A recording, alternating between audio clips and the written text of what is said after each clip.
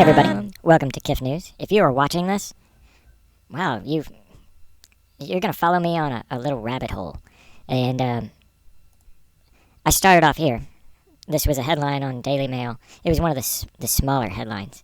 And I saw transgender woman, which is a dude, 24, who stabbed his parents to death in 2016 after they refused to accept transition, is moved to a medium risk mixed gender Maine prison where he is being housed with women. Andrea Balker was jailed for 40 years after killing his parents on Halloween 2016. Was locked up at Maine State Prison, a maximum security facility for males. Records show he's now held at Maine Correctional Center, a medium security prison for both males and females. Balker claimed Balker murdered Balker's parents because Balker's parents wouldn't accept Balker's transgender identity, but family members have described the claim as an insult. So, and the reason why I said all that was, identifies as a woman. And he murdered Alice and Antonio.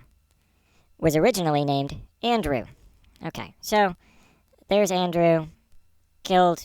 Andrew killed his parents while pretending to be a girl. So I thought, okay, well that seems weird. So I went and did a little searching. In 2019, there was under 25 transgender people killed. And then in 2020, there was a few more. And then in 2022, I think it said that 32 people have been.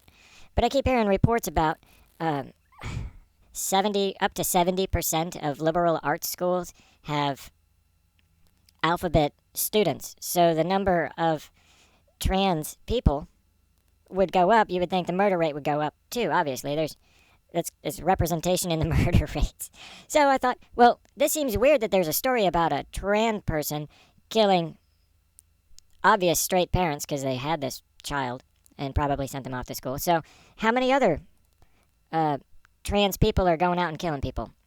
So I went and found a few. And I'm not going to go through and read the entire articles for each of these because they get really, really bad. And that's how I'm going to finish this one. I'll end it on a low note, on a gross note. So, trans woman, a dude, 22, is charged with stabbing his father to death and wounding his 19-year-old sister, called 911 and falsely reported home invasion. Nikki, which is probably Nick, so I'm just going to say Nick. Nick Secondino, a 22-year-old dude who's play acting as a woman, has been charged with the murder of his father, 61-year-old Carlo Secondino. They were initially being suspected of covering up the crime by claiming it was a home invasion. Nick was initially suspected of covering up the crime. This is that pronoun thing that screws up everything. That's terrible writing, Daily Mail. Nick was also charged with attempted murder and criminal possession of a weapon in connection to the attack. Nick's 19-year-old sister is in critical condition at a hospital.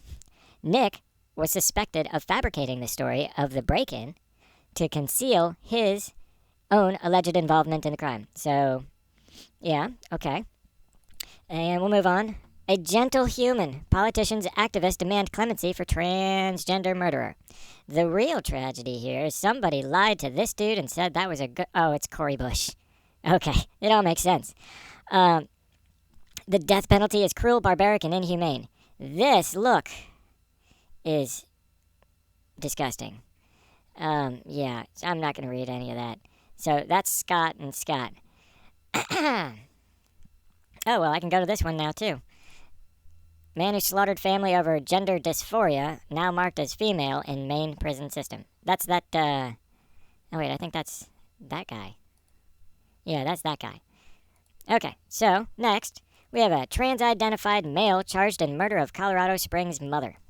And this one's kind of messed up because, this dude was told to kill his mate's mom. And he did it. So, what is wrong with these people? All right, next. Transgender serial killer 83 screams, "I need a lawyer," as he is perp walked for murdering and dismembering a third victim, who's 68 years old, and dumping the body in the Brooklyn shopping cart. And Harvey, 83, accused of dismembering the body of Susan, who's 68, made the remark while being led out of the New York Police Department after being charged with murder. Harvey was being escorted out of the 75th Precinct and heading to the Brooklyn Criminal Court when the comment was made. Harvey's attorney is not known. Previous NYPD showed surveillance footage of Harvey sitting on a severed human leg on a motorized wheelchair in a New York City store. I'm going to say that again. They showed surveillance footage of Harvey sitting on a severed human leg on a motorized wheelchair in New York City store. Harvey was involved in the murder of Susan, whose severed torso was found in a trash bag in a shopping cart in Brooklyn. NYPD said a severed human leg was discovered a few blocks away days later, although they have not confirmed that it belongs to the same victim. Gross. Harvey was arrested last week after surveillance cameras captured Harvey dumping a body near Harvey's Cypress Hill apartment. Harvey is on lifetime parole for killing 2 women, one in 1963 and another who Harvey stabbed and chopped up shortly after Harvey got out of prison in 84. So, let's go back to this one. What did this one do? They want prison reform. It's going to be the first dude who thinks he's a woman to be executed by the state for crimes this is coming up, January 3rd, 2023. That's less than a week ago. Buy your tickets now. A thing with the girlfriend and a murder of his ex-girlfriend, Beverly, in 2003.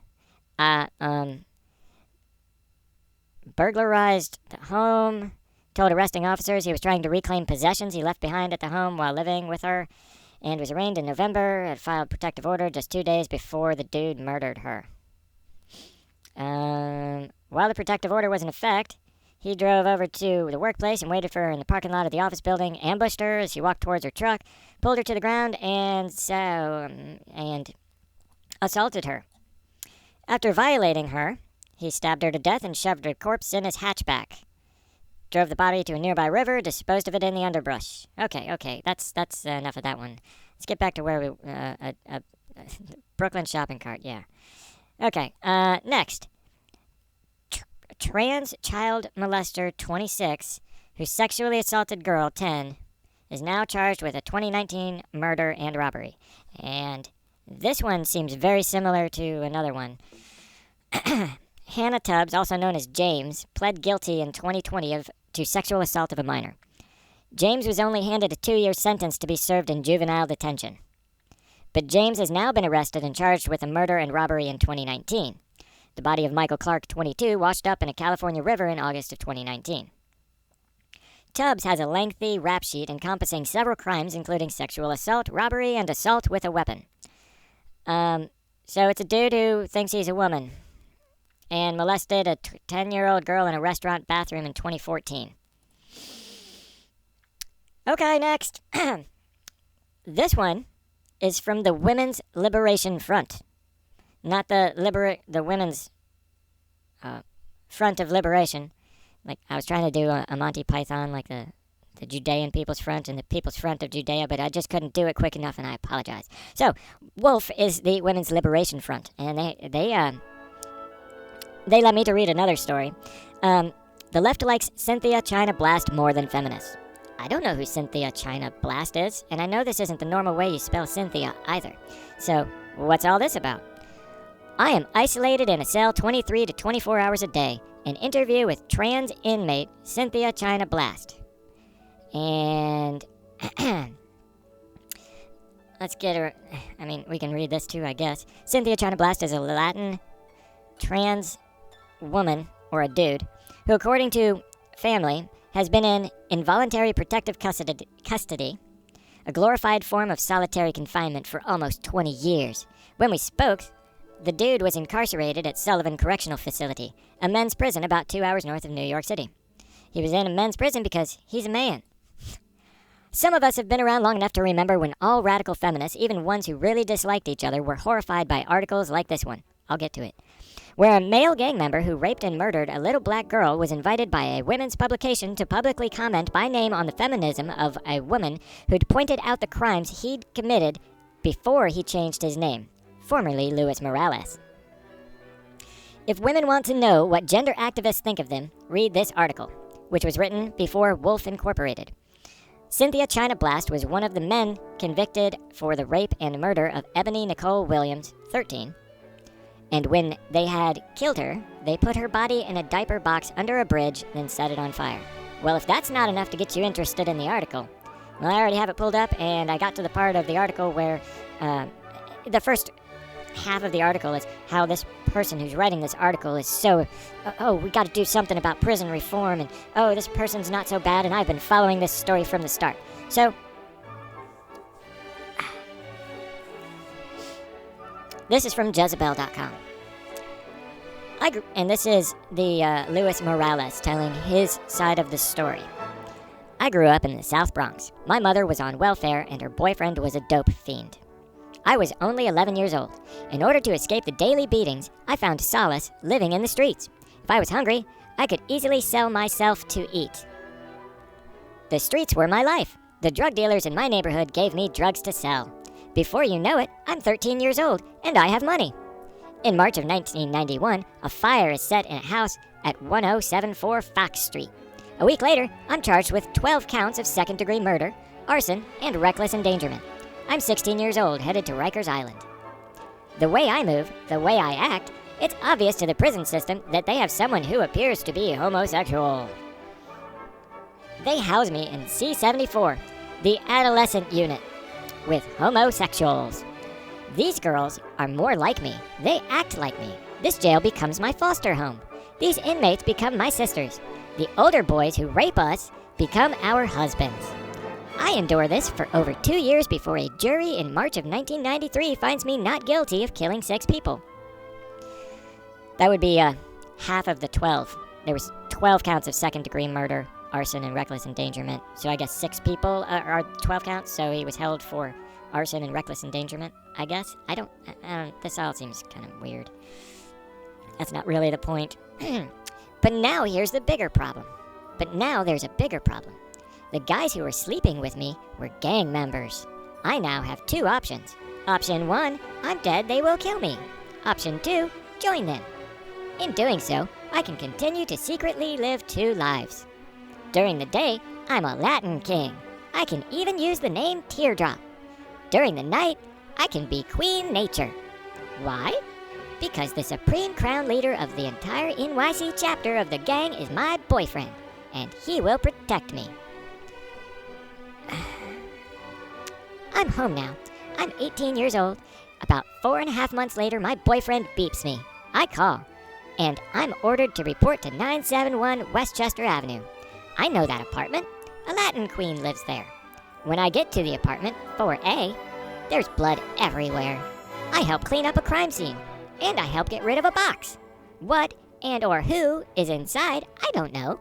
And to be honest, at that very moment in time, I didn't care. Those are my friends. They are my protectors. They need my help.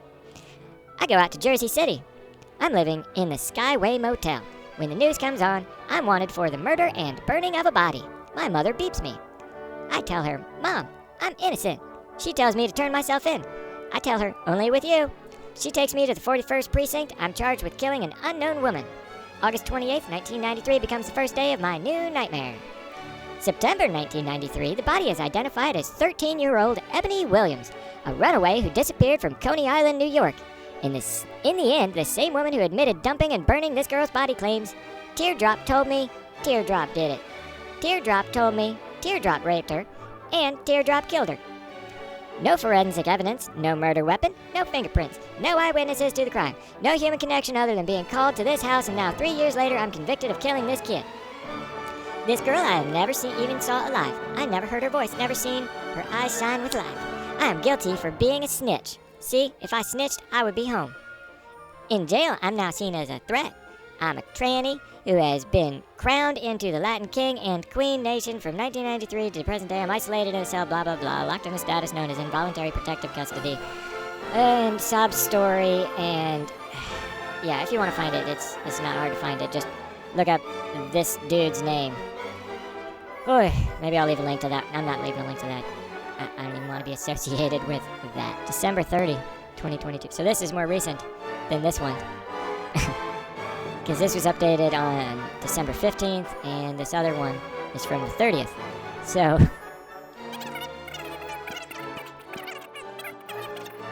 and I can't argue that.